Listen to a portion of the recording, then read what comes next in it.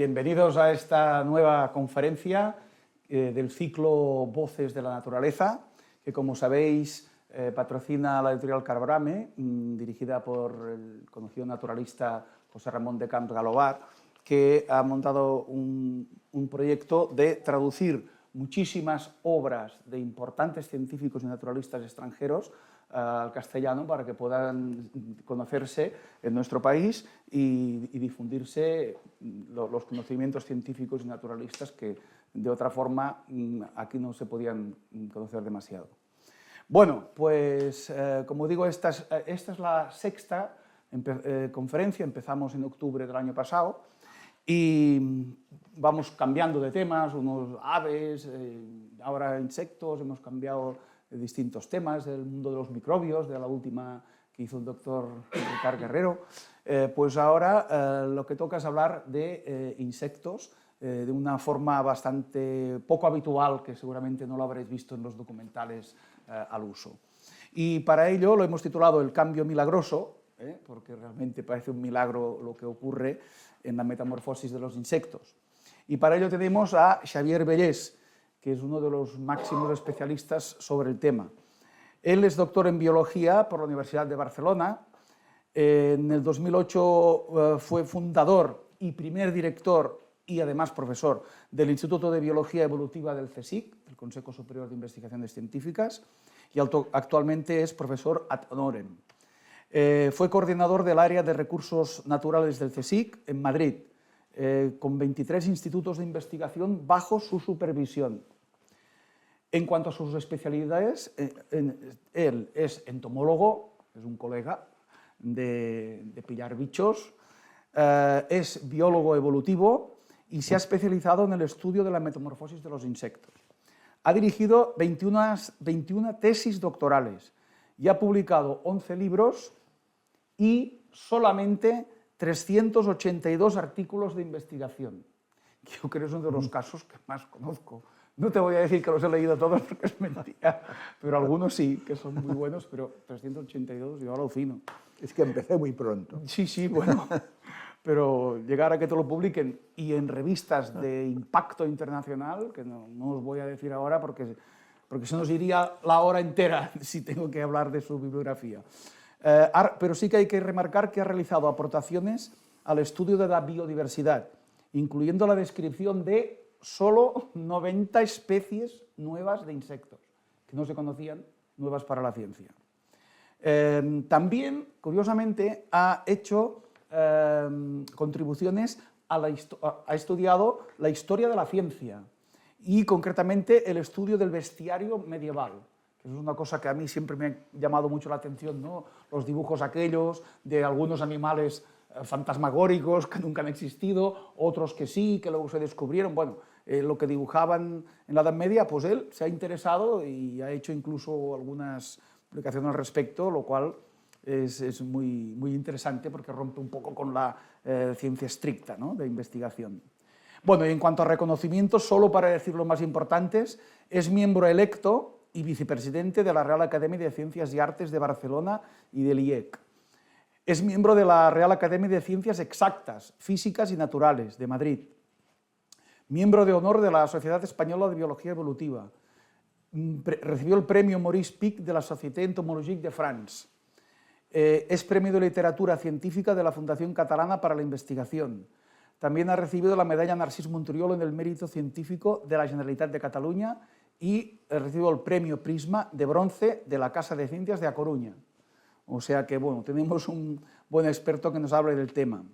Pues vamos a entrar. La metamorfosis ha fascinado desde siempre a la humanidad. Diría que desde las cavernas, vamos, porque ver aquello que sucedía les tenía que sorprender mucho.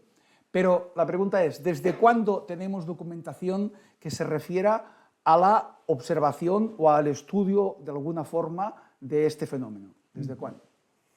Bien, buenas tardes y gracias por la invitación. Ciertamente, el estudio de la metamorfosis, al menos la curiosidad acerca de la metamorfosis, tiene raíces y orígenes muy antiguos, ¿no? En el antiguo Egipto, por ejemplo, si nos remontamos al antiguo Egipto, ya sabían mucho sobre la metamorfosis de los insectos. Para los antiguos egipcios, la metamorfosis era una especie de metáfora de la resurrección. Aquí tenemos, por ejemplo, el escarabajo sagrado, un escarabeido, está rodando una bola y aquí abajo vemos la bola nido. Cuando un escarabajo pelotero pone un huevo dentro de la bola, dentro pues crece la larva, se produce la metamorfosis, el cambio de huevo, eclosiona la larva y se transforma en pupa dentro de esta bola nido, ¿no? Pues esto ya estaba representado por ejemplo, en la tumba de Ramsés VI vemos a Osiris y a Horus, que emerge de Osiris, presidido por el sol, y esto recuerda perfectamente el interior de la bola nido de un escarabeido actual, ¿no? Kepri, un dios de los egipcios que tiene la cabeza de escarabajo, es decir, tenían un conocimiento los egipcios muy preciso, conocían bien la metamorfosis de los insectos. Y ya en la antigua Grecia, en la Grecia clásica, tenemos la historia de los animales de Aristóteles. Yo creo que Aristóteles es probable que de todos sus trabajos filosóficos, es probable que el que más perdure y el que contenga, dijéramos, información más perdurable en el tiempo sea su historia de los animales, más allá de la filosofía, que obviamente tiene mucho mérito y es respetada y se estudia.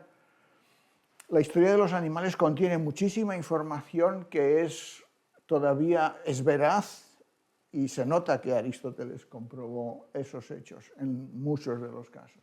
Y Aristóteles ya describe los cambios metamórficos de los insectos, ¿no?, en su historia de los animales. Habla de la Palingenia longicauda, por ejemplo, de esta efímera, habla de su transformación, describe cómo es la ninfa, que es acuática, se transforma en una especie de adulto inmaduro y después de ese adulto inmaduro se transforma en adulto con capacidad reproductiva. Es decir, es una explicación sobre la metamorfosis muy precisa ya en el siglo I. Aquí se ve la oruga, la pupa y la mariposa. Exacto, y esto es una gema helénica, ¿no?, un broche del siglo I. Hace 2000 años. Se ven las tres fases principales de la vida de una mariposa, ¿no?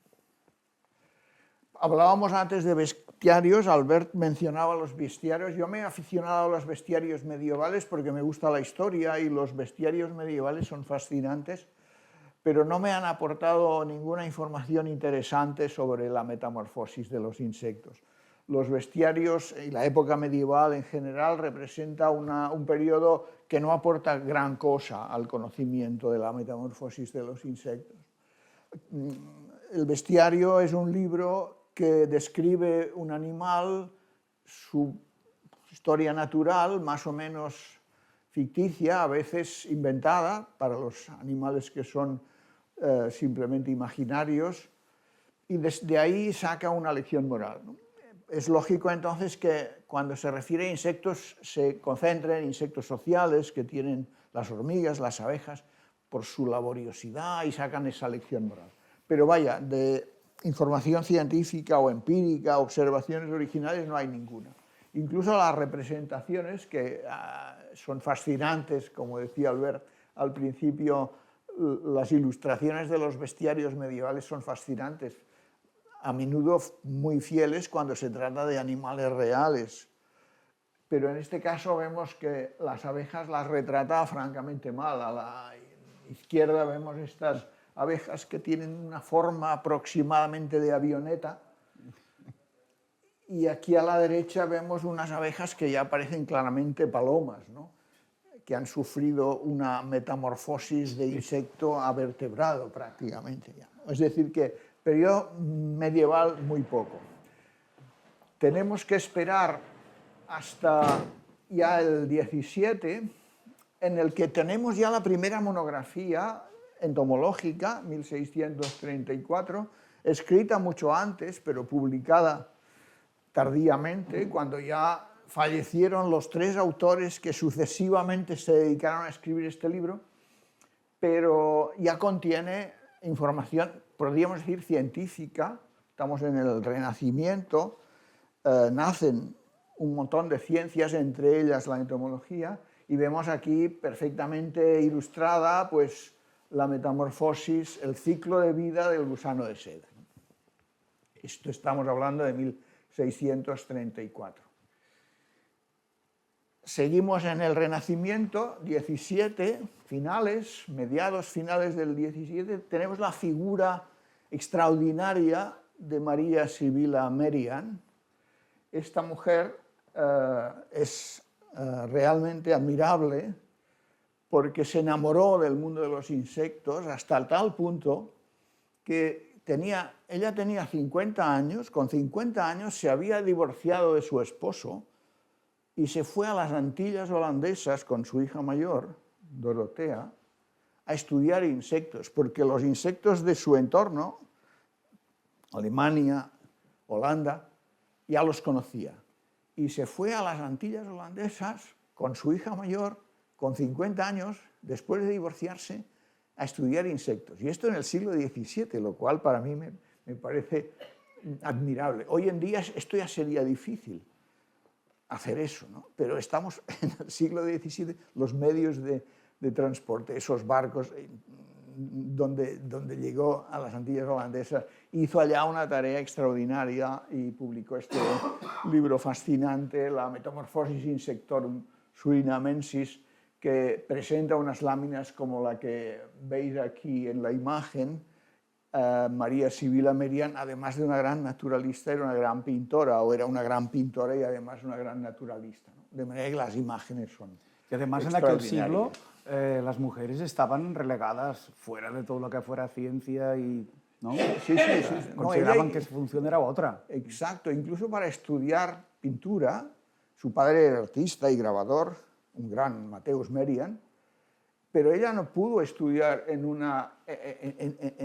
taller formal de pintores, porque esto estaba reservado a los hombres, ¿no? Y aprendió con su padre, claro. Su marido era también pintor, con su marido también aprendió, pero todo fue autodidacta y familiar, porque no pudo hacer estudios formales, reglados, por ser mujer, ¿no? Tiene un gran mérito. No, yo la admiro mucho a esta señora, es realmente de admirar. Y llegamos a Jan Swammerdam, perdón. Este personaje,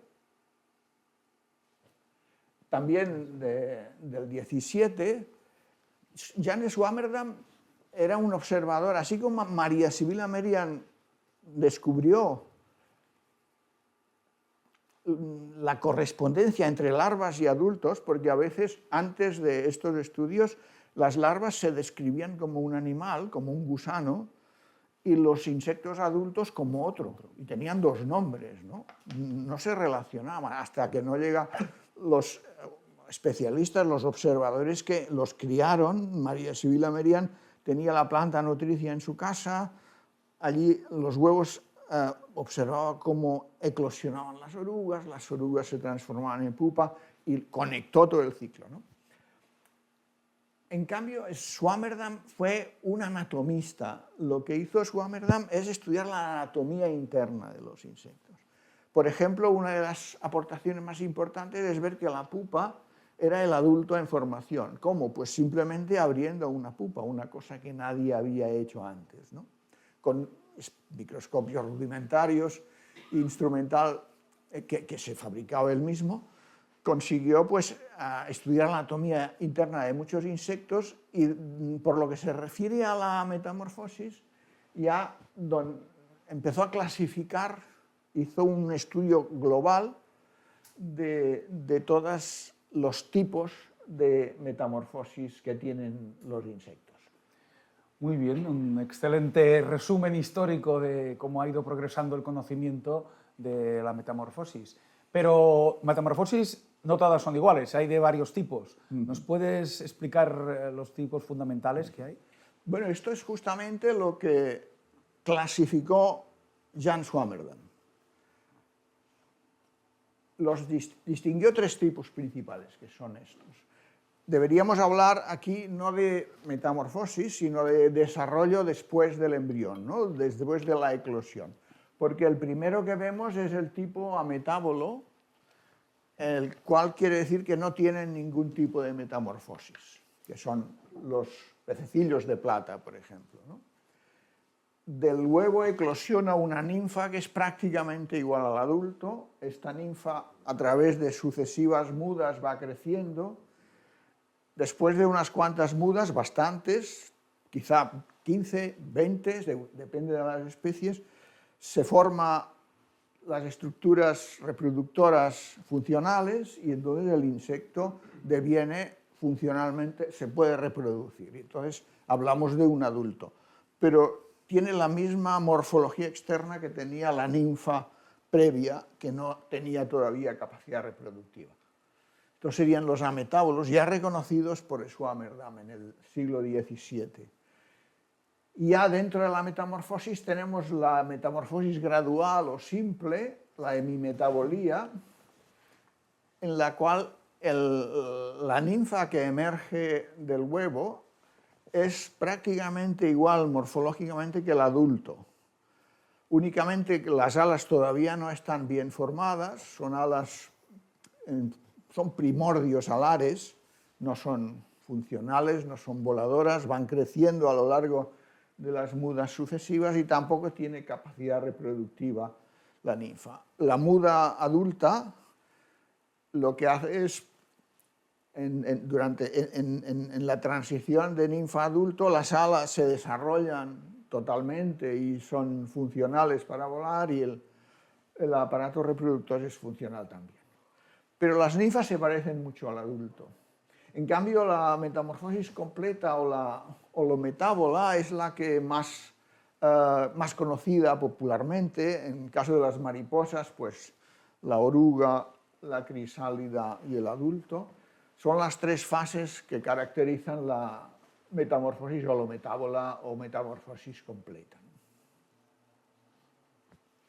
Esta es la transformación gradual de los hemimetábolos, que no tiene, vemos aquí los primordios alares que empiezan a verse en la segunda o tercera fase ninfal, aquí en marrón, van creciendo, pero únicamente en la fase adulta las alas ya son funcionales y tiene capacidad para reproducirse. Algunas especies de hemimetábolos que tienen, la ninfa es similar al adulto, algunas tienen incluso, no son todas tan simples como las langostas que acabamos de ver, que aquí realmente es bastante aburrida la morfología. Hay algunos grupos, como por ejemplo las libélulas o las efímeras, que son hemimetábolos porque la ninfa es similar al adulto y no hay fase de pupa, pero la ninfa es bastante diferente al adulto. Aquí vemos el ejemplo de las libélulas. La ninfa es acuática, tiene un labio protráctil, es una cazadora realmente eficaz, caza presas a veces más grandes que ella misma. Yo he visto ninfas de libélulas cazar renacuajos, por ejemplo. Y peces y de todo. Sí, peces pequeños. Yo he tenido ninfas de libélulas en casa y bueno, era muy difícil mantenerlas vivas porque alimentarlas tenías que proporcionarles presas vivas relativamente grandes muy a menudo para que sobrevivieran, ¿no? Y en este caso la metamorfosis es un poco más complicada, pero sigue siendo una metamorfosis hemimetábola, ninfas similares al adulto y sin fase de pupa. Aquí vemos una libélula fósil con esa envergadura de unos cuantos centímetros que es bastante impresionante, debería ser impresionante ver volar estas libélulas de esta envergadura. Es de los insectos más grandes que han habido, ¿no? Sí, exacto. Que se conocen, tan grandes. Parece ser que porque el oxígeno era más abundante, porque hoy en día no sería funcional una libélula tan grande. No podría desplazar. O sea, los insectos para volar necesitan quemar mucho combustible, ¿no? A veces, yo trabajo en cucarachas y a veces las cucarachas son capaces de volar, pero necesita que la temperatura ambiental sea muy alta. Me refiero a la cucaracha americana, esta grande, ¿no? Pesa mucho, pesa 1 gramo o un poco más. Y en Canarias vuelan las americanas, aquí no. Y solo vuelan cuando la temperatura ambiental es alta, en verano, cuando tenemos días muy cálidos. Entonces no han de quemar tantas reservas para empezar a calentar los motores y volar. Y esto debería consumir una cantidad de energía terrorífica. Bueno, y esta es la maravilla de las maravillas, el milagro que decía Albert, que es la metamorfosis holometábola, ¿no? Donde vemos los machos y una hembra en cópula, los huevos, la oruga, el capullo que protege a la pupa, que está dentro del capullo de seda, y el adulto ya emergiendo de la pupa y del capullo de seda, ¿no? Yo empecé a dedicarme a interesarme por la metamorfosis de muy pequeño, porque en casa y en mi barrio, en Sants, teníamos la costumbre de criar la mariposa del gusano de seda en cajas de zapatos con hojas de morera y veíamos en directo la transformación de esos gusanos blancos que iban comiendo morera y de repente tejían un capullo y al cabo de unas semanas salía una mariposa. Era una cosa como un milagro, ¿no? Y a partir de ahí ya, ¿qué tendrá dentro esa pupa, ¿no?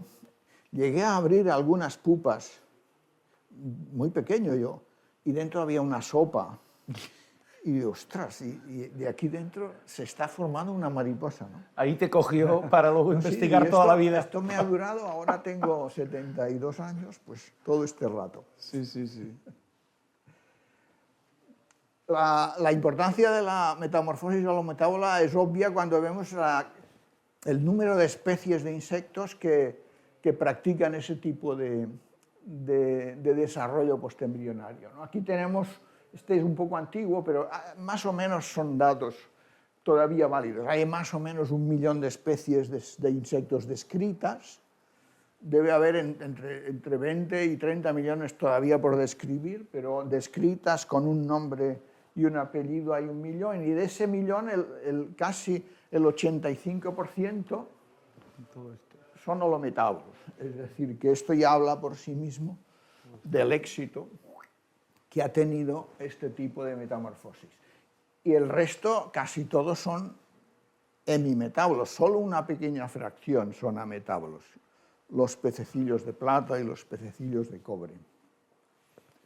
Bueno, ¿y cómo se lo hacen estos minúsculos seres para regular y conseguir que se hagan estos cambios tan drásticos en el interior del mismo individuo y que una oruga acabe transformando radicalmente sus tejidos y sus células para surgir una mariposa de allí? ¿Cómo se lo hacen? Creo que los genes y las hormonas tienen algo que ver. Sí, de hecho estos estudios, aquí imágenes, empiezan en el siglo pasado. Se empieza a preguntar los científicos, los entomólogos, cómo se regula, cómo se produce, qué es lo que determina esos cambios, ¿no? Y enseguida, esto fue de estos hallazgos hechos por casualidad. Vincent Bigglesworth, en Cambridge, estaba intentando demostrar si los insectos tenían hormonas sexuales. Hizo varios experimentos con esta técnica de la parabiosis y trabajando con chinches asesinos. Chinches asesinos serían hemípteros, como los que transmiten la enfermedad de Chagas. Wigglesworth trabajaba con este modelo. Los insectos, como ustedes saben, tienen un sistema circulatorio abierto, no tienen vasos, ni venas, ni arterias, de manera que la hemolinfa, la sangre de los insectos, circula de manera abierta por dentro del hemocele, dentro del cuerpo del insecto.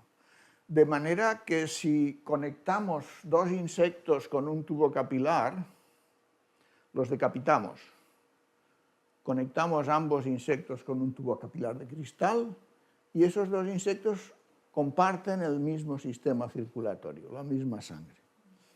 No hay factores RH ni incompatibilidades. Entonces lo que hacía Wigglesworth para encontrar las hormonas sexuales era conectar machos y hembras para ver si el macho se feminizaba o viceversa, y no demostró por qué no existen hormonas propiamente sexuales, ¿no? Pero sí que demostró hormonas que regulan la metamorfosis.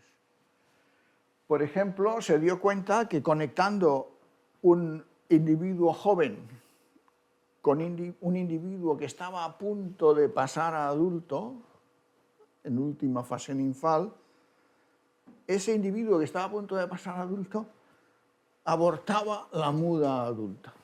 No podía mudar adulto. Mudaba porque se puede mudar, aunque tienes que ayudar al insecto a desprenderse de la exuvia, de la piel antigua, llegan a mudar y mudaban nuevamente a una ninfa en lugar de a un adulto. Y de este modo descubrió la hormona juvenil, que es la que vemos aquí en estas estructuras, son terpenos bastante simples.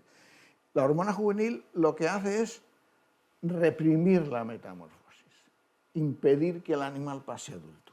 Una hormona muy importante, descubierta por Wigglesworth con estos experimentos. Y la otra hormona importante es la de muda. El insecto, como tiene un exoesqueleto rígido, su esqueleto es externo, y esto es muy importante porque le protege del medio ambiente, de depredadores, de desecación, etc. El problema de tener un exoesqueleto es que no puedes crecer, porque te constriñe, hace como una especie de corsé que no te permite crecer, y la manera de crecer es cambiar de piel, cambiar, mudar. Y la hormona que desencadena las mudas es esta que vemos aquí, que es un esteroide, similar a los esteroides que tienen los vertebrados, que tenemos los vertebrados. Y esta fue aislada por este científico que vemos en la fotografía, Peter Carlson, y su jefe, Carl Butenandt, que tuvo el premio Nobel de Fisiología y Medicina por estos estudios y otros sobre química de insectos. Y bueno, se pudo aislar e identificar esta estructura a partir de media tonelada de crisálidas de gusano de seda, fraccionándolas por cromatografía, purificando, tras purificación, cristalización, rayos X, y llegaron a la estructura de la hormona de muda. Son las dos hormonas más importantes que regulan la metamorfosis. Y la regulan de esta manera. Es muy simple, finalmente. La hormona de muda simplemente desencadena las mudas sucesivas. Si hay hormona juvenil presente, producida por unas glándulas que están detrás del cerebro, el insecto muda de nuevo a otra fase juvenil, de ninfa a ninfa o de larva a larva. Cuando desaparece la hormona juvenil, que reprime la metamorfosis, la hormona de muda desencadena la muda adulta y el animal pasa a ser una mariposa o pasa a ser una cucaracha adulta. Esto es muy elegante como solución para regular, ¿no? Una hormona que provoca la muda y otra que impide. Si no hubiera esa, mudaría enseguida a adulto con la hormona de muda. Pero no es bueno que mude enseguida, porque el insecto, la larva ha de crecer y ha de alcanzar un tamaño mínimo para ser como adulto competente reproductivamente, etc., ¿no? Bien, detrás de las hormonas, en cualquier caso, están los mecanismos moleculares, en los cuales no me extendré mucho. Son complejos, pero tampoco tanto. ¿Qué hace la hormona de muda, por ejemplo? La hormona de muda enlaza con un receptor. El complejo de la hormona de muda y el receptor desencadena la expresión de genes que están debajo, en el sentido, dijéramos, de dirección de lo que sería el receptor y su hormona. Este intermediario se transcribe y se traduce a una proteína, y esa proteína induce la expresión de otro gen en una cascada de genes al final de la cual se induce el proceso de muda, que tiene dos partes, el de creación o de formación de nueva cutícula, nueva epidermis, y el de desprendimiento de la antigua exuvia. Esto es un esquema basado en la Drosophila melanogaster, en la mosca del vinagre, que es la primera en que se averiguaron estas bases molecular de la acción hormonal de la ecdisona, y esto fue en buena medida publicado y reportado por Michael Ashburn. Aquí vemos los casos de Drosophila hechos con mutaciones. Gen candidato, haces la mutación, ves que no se produce el efecto fenotípico esperado y así, paso a paso, vas reconstruyendo el camino que tienen estos, podríamos decir, transductores de la señal hormonal hasta llegar al efecto biológico que vemos, ¿no? Que es la muda propiamente. Después esto se ha visto en otros insectos, como el insecto en el que trabajamos nosotros, la cucaracha alemana, la Blatella germanica, es tan complejo como esto.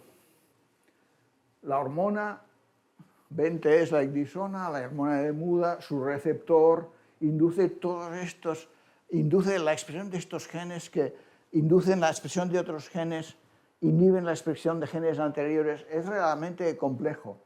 Para elucidar esto, que parece así una sola diapositiva, tuvimos que hacer toda esta serie de trabajos para estudiar cada uno de ellos, haciendo la mutación o reduciendo la expresión de genes, ver qué pasaba.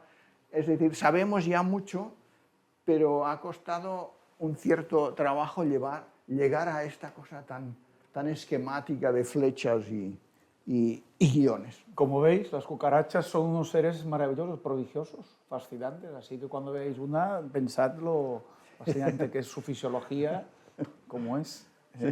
Él se ha enamorado desde pequeño. Sí. Sí. Bueno, sí. Sí, son trabajos... No, es muy reciente todo esto, es muy reciente realmente. Muchos son trabajos que ha realizado él en equipos. Esto es con la cucaracha. Esto es la ecdisona, la hormona de muda, ¿no? La juvenil, que es la otra, la que impide que se haga la metamorfosis, tiene una historia también bastante simple, y es que se basa la acción represora de la hormona juvenil sobre la metamorfosis, se basa en que reprime este gen E93 fundamental. Este gen, cuando se expresa, el insecto muda a adulto. Es el determinante de que el insecto pase de juvenil a adulto. Hace una transformación de la cromatina, de manera que se expresan genes de adulto y se silencian genes de ninfa, y determina que pase a adulto. Aquí está la hormona juvenil con sus receptores, y lo que hace es inducir la expresión de este factor, de esta proteína, Kruppel homolog 1, KRH1, la cual reprime el factor que determina la metamorfosis. Es de esta manera que la hormona juvenil reprime la metamorfosis. De manera que cuando la hormona juvenil y este factor desciende en la última fase ninfal, E93, que estaba reprimido, incrementa su expresión y determina la muda adulto. Es decir, es un juego muy simple entre dos factores. El que sería el represor de la metamorfosis y la reprime reprimiendo el gen de la metamorfosis, y este propio gen. Es decir que, de nuevo, tenemos un sistema muy elegante, muy sencillo, de regular un proceso muy complejo. Esto en los hemimetábolos. En los holometábolos, la situación es similar, aunque un poquito más compleja, porque tenemos la fase de pupa. La fase de pupa tiene que formarse de alguna manera, tienes que estar regulada de alguna manera también, ¿no? Y se ha visto que el factor que determina la fase de pupa es un factor que se llama Broad Complex, BRC. Caramba. de manera que BRC está aquí, en esencia es el mismo juego de Kruppel Homolog 1 reprimiendo en 93, y cuando esto deja de producirse se incrementa en 93 y se produce la metamorfosis, pero en medio está este factor Broad Complex, que es el que determina, esto debe ser mi americana, es el que determina que se forme la fase de pupa.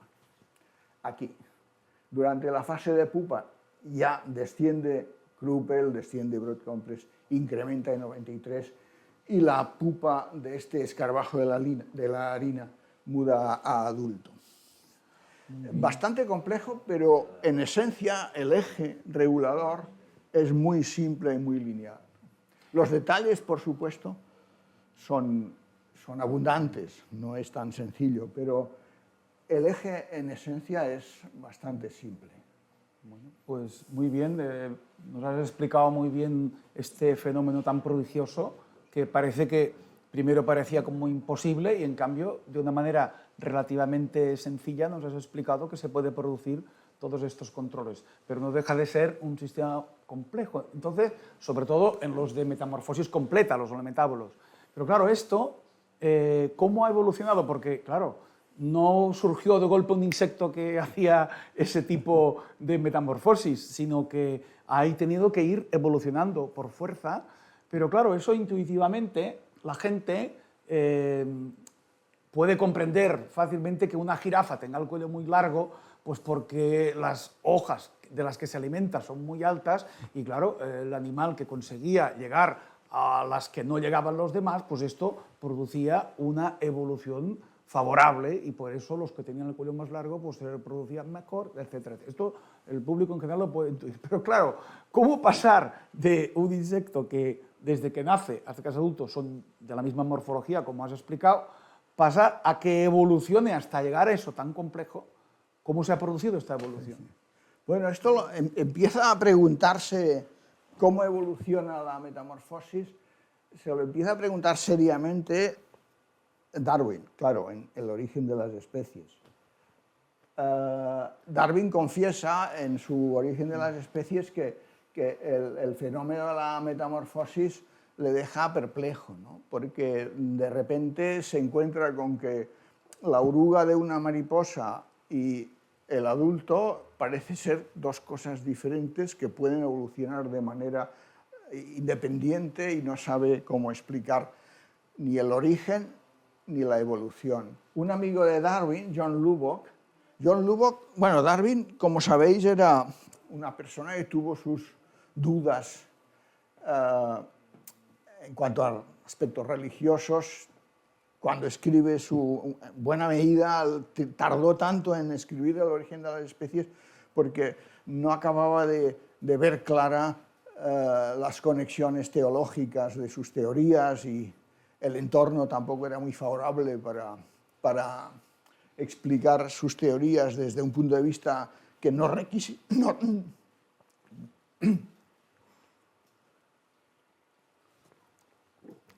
requería la acción de un creador.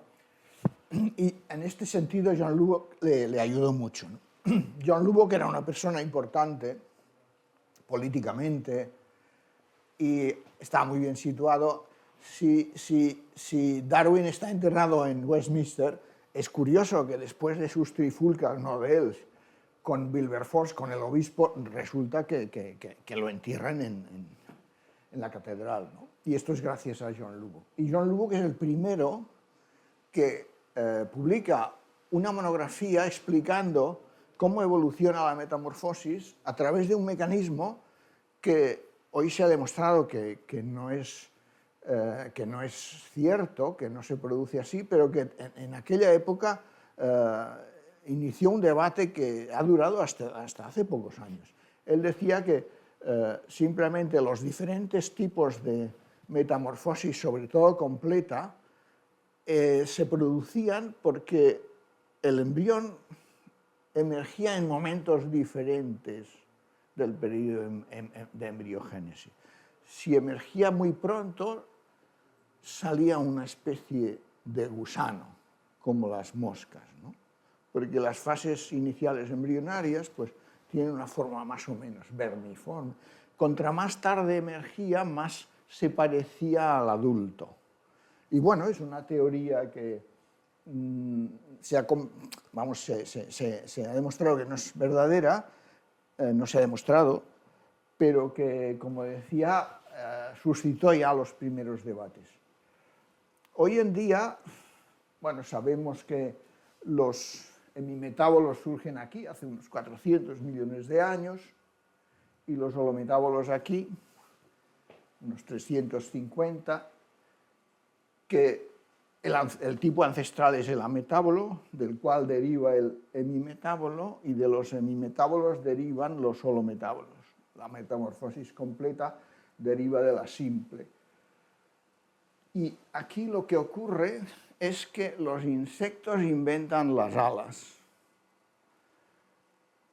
Cuando inventan las alas, la innovación de las alas representa un problema de tipo mecánico para mudar, porque un insecto con unas alas membranosas, frágiles, la muda es un proceso delicado, desprenderse de la exuvia requiere una serie de movimientos muy precisos y una estructura tan frágil como un ala es fácil que se quiebre. De manera que poco después de inventar las alas, los insectos hacen otra innovación y es dejar de mudar. Cuando tienen las alas, así como los ametábolos siguen mudando a pesar de que ya son reproductivamente competentes, por lo tanto adultos, los hemimetábolos, cuando llegan a adulto y desarrollan las alas voladoras, dejan de mudar, ya no mudan más. La glándula que produce la hormona de muda se desintegra totalmente. Y ahí nace la metamorfosis hemimetábola. Es decir, que consiste justamente en eso. Sería como un ametábolo, pero que deja de mudar cuando llega adulto. Y tiene alas, ¿no? Es decir, que lo que sería el origen de la metamorfosis hemimetábola, que es la primera, está asociado íntimamente a la innovación de las alas. Y la holometabolía nace de querer internalizar las alas. Estoy hablando en lenguaje coloquial. Los insectos no quieren esconder las alas, pero coloquialmente nos entendemos. Es decir, si los primordios alares que hemos visto en las langostas, aunque no sean unas alas membranosas frágiles, a pesar de ello, sí que es un inconveniente para mudar. Si tú pudieras internalizar las alas dentro del cuerpo, esto sería muy favorable para tus mudas, serían más fáciles. De manera que es muy probable que la metamorfosis holometábola haya emergido por lo que sería la presión selectiva de intentar esconder las alas dentro del cuerpo, los primordios alares dentro del cuerpo. Vemos aquí lo que sucede con las formas de las ninfas, que son muy similares al adulto, y las formas de las larvas. Hablo de larvas cuando me refiero a holometábolos y de ninfas cuando me refiero a hemimetábolos. En cambio, las larvas de los holometábolos son muy diversas.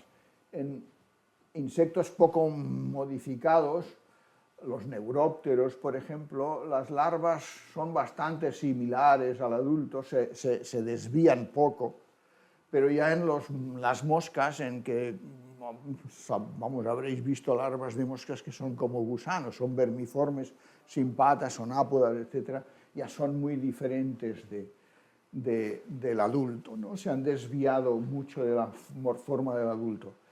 Y esto, en buena medida, es porque, así como los hemimetábolos exteriorizan sus órganos y sus apéndices, sobre todo alas, también los ojos compuestos, la genitalia, etc., los hemimetábolos lo han logrado internalizar. Es decir, internalizan las células que después, en el adulto, en la pupa y en el adulto, formarán los ojos compuestos, las alas, las patas articuladas, etc., lo internalizan en estas células primordiales imaginales dentro del cuerpo y cuando llega a la pupa lo externalizan. Esto supone una ventaja de la que hablaremos después, y es que si tú aquí estás constreñido a tener una forma de cuerpo de adulto. Aquí no. Una vez tienes tu kit, tu caja de herramientas para fabricar un adulto dentro de tu cuerpo, tú puedes hacer lo que quieras con tu cuerpo, por decirlo de manera coloquial, ¿no? Y ya puedes convertirte en un gusano o en un parásito con ganchos en las patas, etc. Bueno, pues ya entendemos un poco más cómo han surgido en la historia de la evolución en cientos de millones de años que hace, de 400 millones y 350 los elementablos, entendemos un poco cómo ha podido surgir este milagro de la evolución. Pero, ¿cómo es posible que hayan tenido tanto éxito? Porque recordemos aquel diagrama circular que decías que del 1.000.000 de especies conocidas de insectos, más de 3/4 partes eran holometábolos, de los que tienen metamorfosis completa, que permite estos dos organismos tan distintos en el mismo individuo. Porque hay una cosa indiscutible, y es que han tenido un éxito evolutivo enorme y gran diversificación, por eso han formado tantos cientos de miles de especies. Pero además han ocupado todos los ecosistemas, todo tipo de ecosistemas del planeta. O sea que no solamente se podrían haber diversificado mucho, pero vivir, yo qué sé, solamente en bosques. No, se encuentran desde las cimas más altas de las montañas hasta los desiertos, en fin. Es que hay insectos holometábolos en todas partes. ¿Por qué han tenido tanto éxito evolutivo y ecológico? Bueno, esto es una pregunta que ha también suscitado mucho debate. Esta es lo que dicen los libros de texto habituales. La noción más, dijéramos, admitida o más general es que el éxito de los holometábolos se debe a que la larva y el adulto no tienen el mismo sistema de vida y tienen sistemas de alimentación diferentes y comen cosas diferentes. Y esto, claro, minimiza la competencia intraespecífica. No compite la larva con el adulto. La larva come unas cosas y vive de una manera y el adulto de otra. Y esto parece ser, por supuesto, debe ser ventajoso. Y hay otras razones que mencionan los libros de texto clásicos. La segregación, esto es la más importante, la razón más importante. La larva puede moverse en sustratos densos, la pupa como forma de resistencia y gran variedad de morfologías larvarias. Hoy en día, lo de que viven diferentemente la larva del adulto puede ser cuestionado porque hay muchísimas excepciones, ¿no? Por ejemplo, en hemimetábolas tenemos casos de hemimetábolos en que la ninfa y el adulto tienen sistemas de vida muy diferentes. Hemos mencionado las libélulas y las efímeras, ¿no? Serían como holometábolos desde este punto de vista.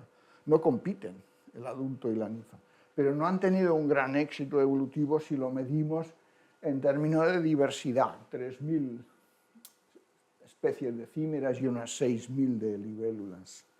En cambio, hay hemimetábolos que sí que tienen el mismo sistema y el mismo sistema de alimentación, la misma biología, la ninfa, que el adulto, como todo el grupo de los hemípteros, que comen lo mismo, son fitófagos, lo mismo come el adulto que la ninfa, y ahí el éxito ha sido considerable, 70.000 especies, ¿no?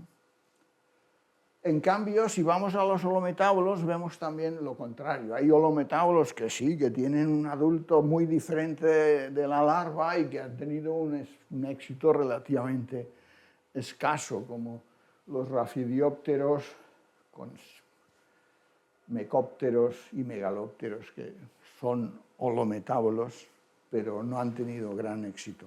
Las hormigas escorpión, ¿no? Exacto, los mecópteros. Y comparamos esto con los 4 grandes, que son los 4 órdenes más diversos de los holometábolos: himenópteros, avispas, hormigas, abejas, escarabajos, 390.000 especies de escarabajos, lepidópteros 165.000 y dípteros 140.000. Seguramente hay más, porque están todavía por descubrir muchas especies. Pero esto es formidable, ¿no? Esto sí que...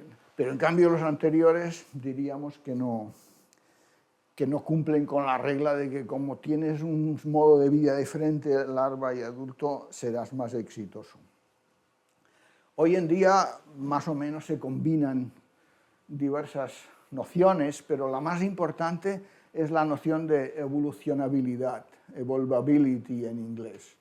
Lo que decía en aquella diapositiva del diagrama que internalizan las estructuras que serán adultas como una caja de herramientas que llevan dentro del cuerpo y la exteriorizan en la muda metamórfica, eso es lo que justamente quiere decir la evolucionabilidad, que puedes hacer con tu cuerpo lo que quieras y a partir de ahí, ¿no? Es decir, que la internacionalización de las alas, lo que eran primordios alares externos, pasan a ser internos. A partir de ahí se internalizan otros órganos, los ojos compuestos, las patas articuladas, etc. De manera que la larva pasa a ser como una especie de ente sobre el que puede actuar la selección natural de manera independiente del adulto, ¿no? Y eso es lo que incrementa la evolucionabilidad. Y eso lleva a que pueda haber diversificación morfológica, que puedas aprovechar muchas oportunidades que se te presentan, que si estuvieras constreñido a tu cuerpo de adulto no podrías. Pero si has eliminado esta constricción, puedes diversificarte morfológicamente. Puedes explotar nuevos recursos. Por ejemplo, puedes hacerte minador y estar explotando la parte de la hoja que está entre el haz y el embés, lo cual es un milagro. Una larva de microlepidóptero que vive ahí, entre el haz y el embés de una hoja, por ejemplo, ¿no? Se optimiza el metabolismo, se acorta el ciclo vital y también se optimizan los mecanismos de control del desarrollo. La contrapartida de esto es que hay unas constricciones, es decir, que ganas en eficacia pero pierdes en flexibilidad. O sea, una larva, por ejemplo, de mecóptero, una larva así, pues tiene bastantes mudas, 10, 12, pero que son flexibles y que puedes más o menos ajustar el número de larvas, de fases larvarias, de mudas, en función de las circunstancias externas. Si te conviene mudar más para crecer un poquito más porque ha hecho frío, no has tenido recursos. En cambio, una mosca, la mosca del vinagre, la drosófila, tiene 3 mudas y eso se desarrolla muy rápido, 25 días más o menos a temperatura de laboratorio, para cubrir todo el ciclo, pero tiene 3 mudas y eso no lo puedes cambiar de ninguna manera, ¿no? Y eso es lo que explicaría el por qué tiene tanto éxito la metamorfosis completa, ¿no? Y que en algunos grupos ha sido más beneficioso que en otros, como en los coleópteros o los lepidópteros. Y creo que esta es la última, o la penúltima. Creo que aquí lo podemos dejar. Solamente he recordado una anécdota del viaje del Beagle de Charles Darwin, cuando llegó a San Fernando, en Chile, cerca de Valparaíso. Se enteró que las autoridades habían arrestado a un médico de origen francés, el doctor Renou, y le acusaban de brujería, porque el hombre conseguía transformar unos gusanos repelentes en unas mariposas, ¿no? Y al hombre lo tenían encarcelado porque era brujo, porque podía hacer eso. Hoy en día esto ha cambiado bastante, afortunadamente, y ya sabemos mucho más. Sabemos que no es brujería, sabemos que no es un milagro, pero que todavía nos queda mucha cosa por saber. Y la última es esta, que esto salió en el 2020. Me he dejado muchos detalles, la historia de la metamorfosis y su regulación y su evolución es mucho más larga que lo que hemos explicado aquí. Y si queréis ampliar detalles, este es bastante reciente y bastante exhaustivo en los detalles. Y nada más, eso es todo. Muchas gracias.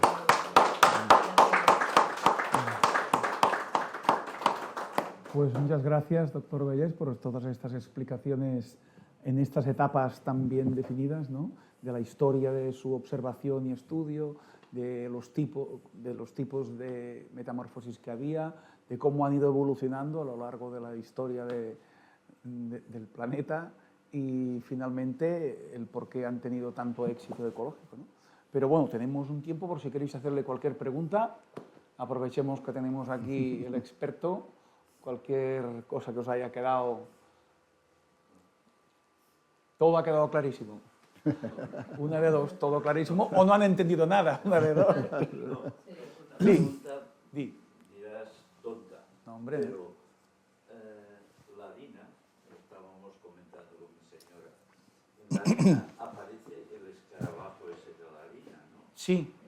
¿Y cómo aparece en la harina? Es una pregunta tonta, pero Él es el ¿por qué aparece? Bueno, esto es... ¿por qué aparece en tu harina? Los huevos, Bueno, tienen huevos. ¿cómo aparece en nuestras cocinas? Sí. ¿Cómo puede ser que de la harina salgan los gusanos de la harina? Esto, bueno, depende de la especie. Hay especies que son escarabajos, los gorgojos pequeñitos, el del arroz, de la harina, hay que son lepidópteros. En general, esto nos lo encontramos en nuestras cocinas porque el adulto ha puesto huevos por allí, claro, aunque no lo hayamos visto. O viene la harina contaminada de origen, has comprado harina que contenía huevos de este pequeño gusano de la harina, Sí. y te eclosionan allí porque ya vienen de... Y en algún otro caso es porque, aunque no lo hayas visto, han puesto los huevos de ese lepidóptero o ese gorgojo ha puesto los huevos, aunque sea en el tapón, y luego ya se contamina. Y esto, la reproducción es muy fácil y muy rápida, se reproducen rápidamente y enseguida tienes toda la harina o todo el arroz o toda la pasta contaminada, ¿no? Son muy rápidos. Y esto es de difícil solución. Desde el punto de vista de control, en casa es fácil, lo más fácil es tirar ese bote de harina, ¿no? En los almacenes esto es gravísimo y sobre todo en las plagas de productos almacenados que viven dentro del grano, los gorgojos del arroz, es muy difícil de tratar, ¿no? Porque encima tienen una capa protectora que es el grano. Dentro hacen todo el ciclo, ¿no? El huevo está dentro, como veíamos en las bolas del escarabajo pelotero, ¿no? Entonces tú tienes insecticida, pero tiene que entrar dentro del grano de arroz. Todavía es más complicado. Y te acabas tomando el insecticida también con el arroz. Pero yo creo que se referían, ¿cómo es posible que de un pote salgan estos gusanos de la harina? Creo que eran el Tenebrio molitor y esos. Esto es porque los huevos son microscópicos, son muy, muy, muy pequeños que no se ven. Se mezclan con la harina y además no son tóxicos ni nada, quiere decir que si te los comes no pasa nada. Pero entonces si lo dejas ahí, pues claro, nace la pequeña larva y al cabo de un tiempo hacen la pupa y tal, y al final sale un escarabajito que dices, ¿dónde ha salido este escarabajo? Ha crecido alimentándose de tu harina. Sí. Pero no, si te comes algún gusano, esto no pasa. No, no, no. Es como arroz con carne, ya, pero sin poner la carne. Bueno, hay muchos pueblos que históricamente, no hemos hablado del tema porque habría muchos temas que tratar, pero que actualmente y históricamente se alimentan de muchos insectos, de muchos Bueno, tipos. esto llegará, además, segura, ya está empezando a llegar que los insectos pueden ser una fuente de proteínas para el hombre, ¿no? Sí, sí. Y no pasa nada. Di.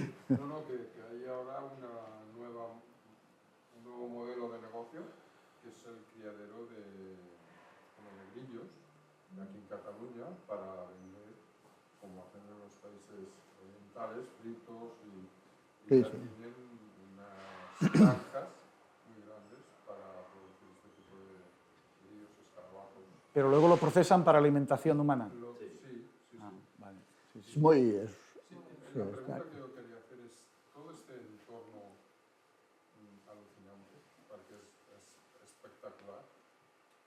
Hi ha es pot fer alguna translació al món mèdic? És a dir, l'evolució que hem après, que hem descobert, ens pot ajudar en el món mèdic a evolucionar algun tipus de teràpia o això està oblidat i no hi ha cap tipus d'investigació sobre aquest tema?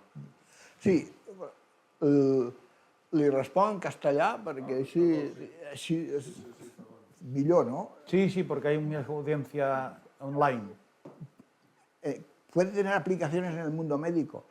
Hay un campo que es el de la regeneración, que los insectos son capaces de regenerar órganos amputados, ¿no? Sobre todo patas y antenas. Y esto hay colegas entomólogos que están estudiando eso. ¿Cuáles son los mecanismos que determinan y que propician la regeneración en las cucarachas? Nosotros lo encontramos a menudo, ¿eh? Si le cortas una pata a una cucaracha, tiene que mudar, claro, para poder...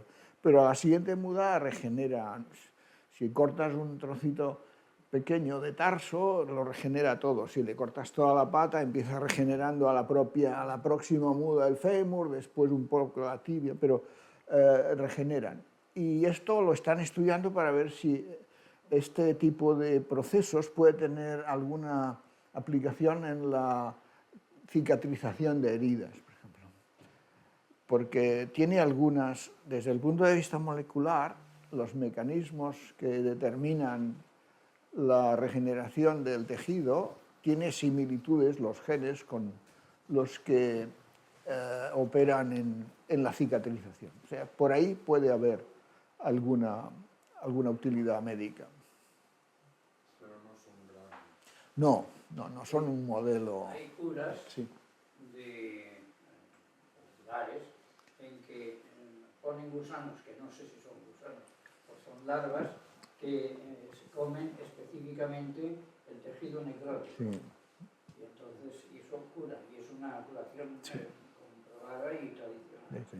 No sé si son larvas o son gusanos. Son larvas de... A menudo son larvas o de coleópteros, derméstidos o de dípteros. Y es cierto, seleccionan el tejido necrótico. Y entonces es una manera de curar. Es decir, que es un poco repugnante que pongan ahí unas cuantas larvas de mosca o de escarabajo. Pero esto creo que lo conocían ya los médicos romanos, Sí, porque sí. lo aplicaban para curar precisamente cuando había una necrosis en el brazo, donde Sí, fuera. sí, sí. Ahí ponían esto para curarlo y funcionaba, Sí, sí. como dice. Bueno, limpia el tejido Sí. y la gracia es que deja el tejido sano, Sí, sí, sí. sin tocar, sin comerlo. Claro, claro. ¿Más preguntas? ¿Hay alguna, Javi, de ninguna de estas? Pues yo quería comentarte con respecto a esto del éxito ecológico que han tenido los insectos de metamorfosis tan compleja, está completa, no solo metábolos.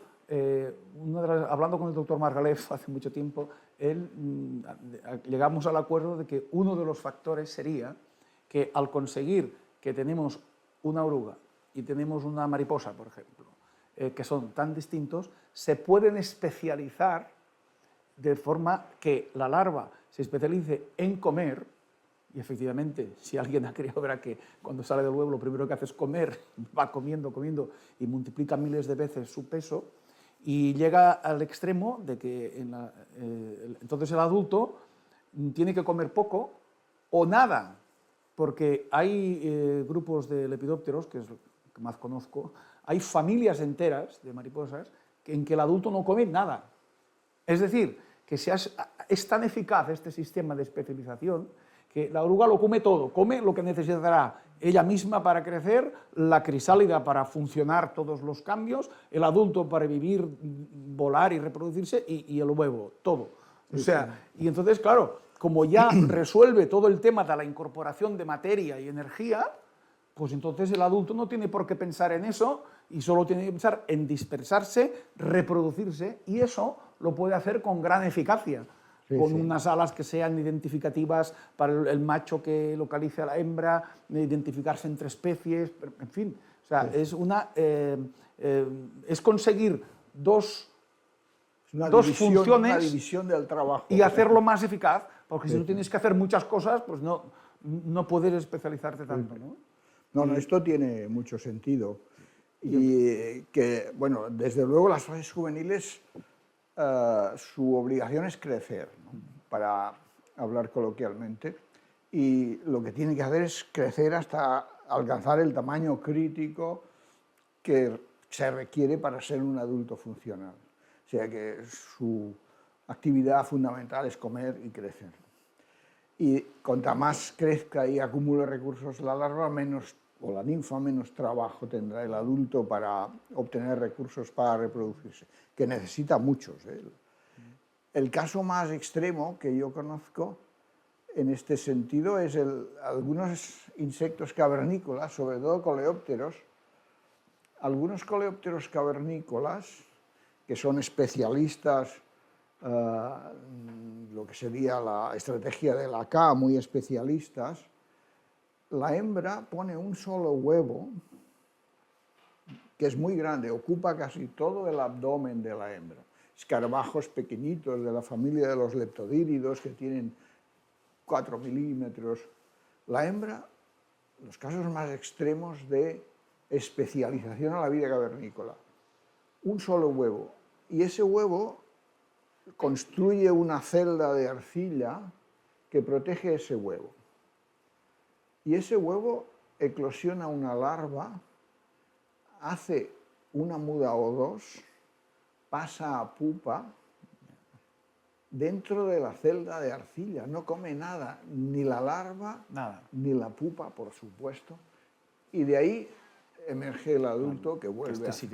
O sea que la hembra en el huevo deposita nutrientes suficientes para todo el desarrollo. Para que se desarrolle. Y ese ciclo son ciclos largos. Hay pocas mudas, pero puede durar un año.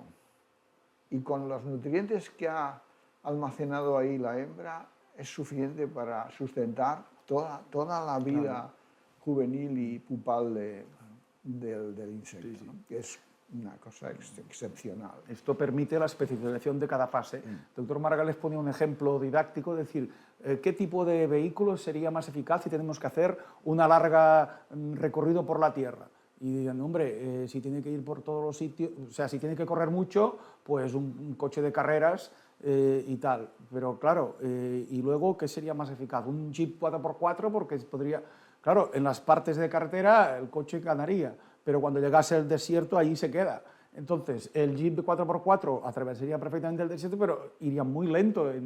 Entonces, ¿qué es lo mejor? Si tú eres capaz de construir un vehículo que en un momento determinado tienes el chasis de coche de carreras y vas tumbando la autopista. Que llega el desierto, cambias el chasis, es un 4x4 y esto es evidentemente más eficaz. Es lo que hacen ellos. Es lo de la caja de herramientas que decíamos exactamente antes. Es eso.